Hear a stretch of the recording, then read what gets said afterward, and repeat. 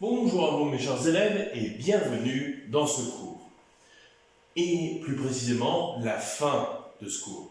En effet, on va voir aujourd'hui la fin du régime de Vichy total et l'arrivée à la 4e République.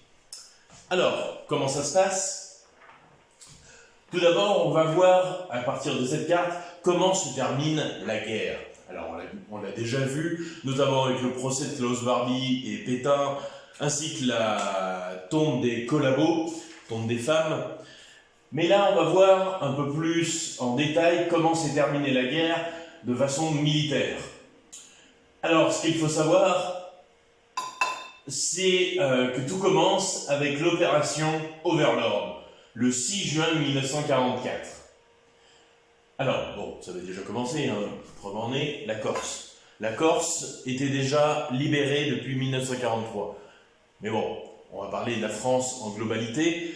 Et en ce qui concerne la France, donc, opération Overlord, avec notamment le débarquement allié et des FFL, Forces Françaises Libres.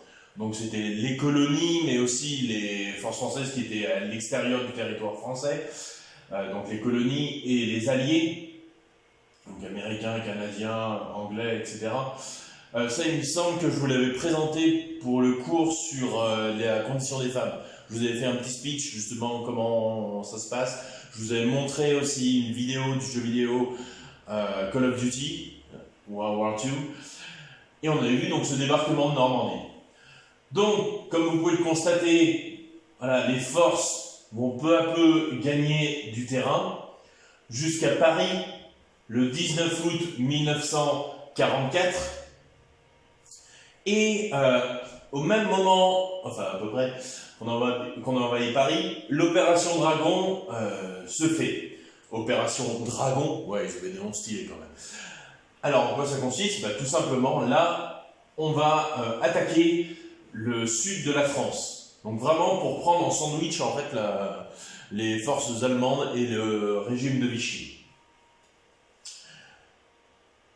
Alors, ce qu'il faut savoir, c'est que bien sûr, les Alliés et les FFL vont être aidés par le FFI. Oui, il y a beaucoup de FF. Mais les FFI, Forces Françaises Intérieures. Forces Françaises Intérieures, tout simplement, c'est la résistance. Donc vous voyez, on attaque de l'extérieur la France, mais aussi de l'intérieur. C'est pour ça que les Allemands étaient en assez mauvaise posture, parce qu'ils se sont retrouvés vraiment entenaillés par tout plein de forces de partout, tout débarqué de partout. Et d'ailleurs, par ces flèches vertes, on peut voir le retrait des troupes allemandes. Et certains vont résister, malheureusement aussi, certains vont faire une sorte j'ai l'air un peu départ, mais c'est un peu malvenu. En fait, ils vont, pour partir, ils vont faire des massacres. On connaît notamment le massacre d'Ouradour-sur-Glane, où en fait, les Allemands ont enfermé des gens dans une église, ils ont brûlé l'église. Et des massacres comme ça, malheureusement, il y en a eu aussi, notamment à Tulle. Mais après, on va réussir quand même à peu, de plus en plus, libérer la France. Donc voilà, cette France va se libérer petit à petit. Ça va mettre un peu de temps, mais ça va se faire. Alors, thème 1, la République renaît à Alger. Donc pour ce faire, justement, on va avoir besoin du document 1, il me semble, et du document 2. Alors, est-ce que ça va marcher? Non, bien sûr, sinon c'est pas drôle. Alors, études. Oh, ça m'énerve. Bon, c'est bon, j'ai résolu le problème. Alors, tout d'abord, vous avez ce document, discours de De Gaulle, président du GPRF, devant l'Assemblée consultative provisoire à Alger le 18 juin 1944. Jugeant le régime de Vichy illégal et inconstitutionnel, le général de Gaulle dote la France libre de structure politique. Il fonde à Alger l'Assemblée consultative, embryon de représentation nationale, puis le gouvernement provisoire de la République française, GPRF, qui détient le pouvoir exécutif. Alors, ma question est la suivante. Que devient l'Assemblée consultative? Pourquoi un tel changement? Alors, donc je vous laisse réfléchir, mettez sur pause, vous pouvez prendre le stylo, votre clavier. Alors que le régime de... Et vous pouvez écrire, pardon.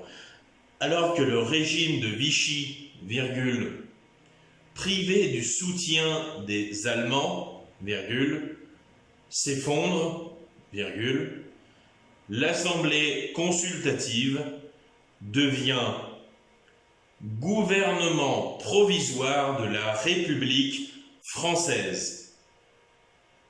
Donc ça c'est vraiment, le GPRF c'est vraiment à connaître. Voilà. Quand est-ce qu'il a été créé et voilà, qu'est-ce que c'est? C'est vraiment très important. Donc République française, point. Créé le 3 juin 1944 à Alger par le général de Gaulle, virgule, cela permet de ne pas laisser la France sans gouvernement, point. Ainsi, il dirige la France jusqu'à la fondation de la 4e République. Point final. Alors, voilà en fait ce que va faire De Gaulle. Il va vouloir vraiment créer quelque chose de solide. Alors, attendez, est-ce que j'en parle? Non. En fait, il va vouloir vraiment créer quelque chose de solide et voilà, que ça tienne. Et surtout, que la France ne se retrouve pas sans gouvernement. Et ça, c'est très important pour l'époque. Pourquoi? Parce que le problème, c'est que si votre pays n'a plus de gouvernement, il en faut un à un moment donné. Et en fait, généralement, c'était les pays vainqueurs, en quelque sorte, qui administraient le pays. Donc, par exemple, voilà, si jamais De Gaulle n'avait pas créé le GPRF, les États-Unis auraient pu voilà, décréter mettre quelqu'un à la tête d'un gouvernement pour... en fait, attention, hein, c'est pas une technique d'invasion, c'est juste en fait pour laisser le temps au pays, donc déjà lui donner un gouvernement, déjà lui donner une direction, et lui laisser le temps de se reconstruire, voilà, d'avancer, etc., etc. Mais là, De Gaulle, justement, ce qu'il a fait, c'est qu'il a pris les devants. Il s'est dit, je vais anticiper la victoire. Donc déjà, vous voyez, il était déjà parti dans le principe qu'il gagnait. Hein, voilà. Et il se dit justement, voilà, je vais poser les bases d'un gouvernement, comme ça, une fois que la France sera libre, paf, pas besoin que les autres nous administrent, on aura déjà notre administration, notre gouvernement. Tout simplement. Donc voilà pourquoi De Gaulle est important dans cette période, car il a permis à la France de vraiment rebondir directement après la victoire des Alliés et de la France. Alors, thème 2, une nouvelle république de nouveaux droits.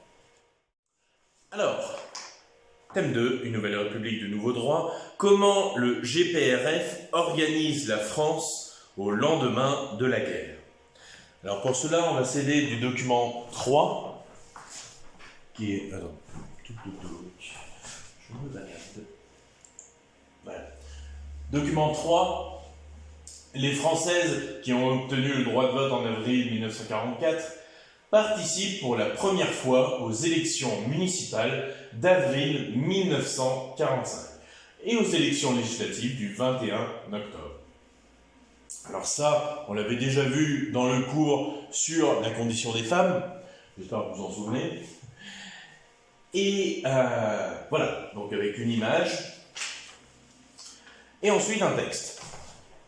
Ce texte, c'est le suivant. Alors, je vais le lire. Le peuple français réaffirme solennellement les droits et libertés de l'homme et du citoyen consacrés dans la Déclaration des droits de 1789 et les principes fondamentaux reconnus par les lois de la République. Il proclame en outre c'est de plus, la loi garantit à la femme, dans tous les domaines, des droits égaux à ceux de l'homme. Chacun a le devoir de travailler et le droit d'obtenir un emploi. Tout homme peut défendre ses droits et ses intérêts par l'action syndicale et adhérer au syndicat de son choix. Le droit de grève s'exerce dans le cadre des lois qui le réglementent. La nation garantit à tous, notamment à l'enfant, à la mère et aux vieux travailleurs, la protection de la santé, la sécurité matérielle, le repos et les loisirs. La nation garantit l'égal accès de l'enfant et de l'adulte à l'instruction, à la formation professionnelle et à la culture. L'organisation de l'enseignement public, gratuit et laïque, à tous les degrés, est un devoir de l'État. Extrait du préambule, donc préambule c'est le début, c'est ce qu'il annonce, extrait du préambule de la Constitution de la 4e République du 27 octobre 1946. Alors oui, préambule, parce que bon, vous vous doutez bien qu'une constitution, ça ne tient pas sur 2 pages, c'est quand même quelque chose d'assez costaud.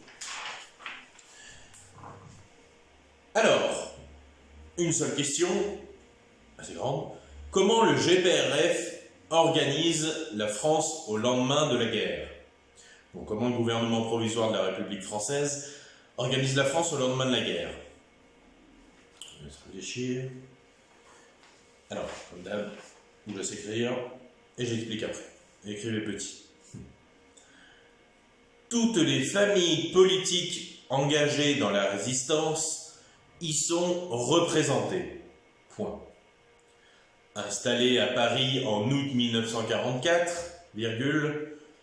le GPRF ramène l'ordre en désarmant les mouvements de résistance et en encadrant l'épuration. Point. Il rétablit les libertés publiques, accorde le droit de vote aux femmes et organise des élections. Point. Il revient à l'État d'intervenir pour organiser la reconstruction économique et pour garantir à tous les Français une protection sociale. Entre parenthèses, création de la sécurité sociale. Fermez la parenthèse, point. En octobre 1946, la Constitution de la 4e République est approuvée par référendum. Son préambule proclame de nouveaux droits fondamentaux. Alors, pour en revenir justement à cette question, donc toutes les familles politiques engagées dans la résistance y sont représentées. C'est-à-dire que là, on parle vraiment de tout le monde. Que vous soyez de droite, de gauche, de centre, un homme, une femme, qu'importe, on s'en fout. Justement, tout le monde compte. Tout le monde est vraiment dans cette, est représenté dans cette constitution. Alors, effectivement, bon là, c'était pas forcément marqué dans le texte, mais De Gaulle, quand il arrive, il va tout démembrer la résistance.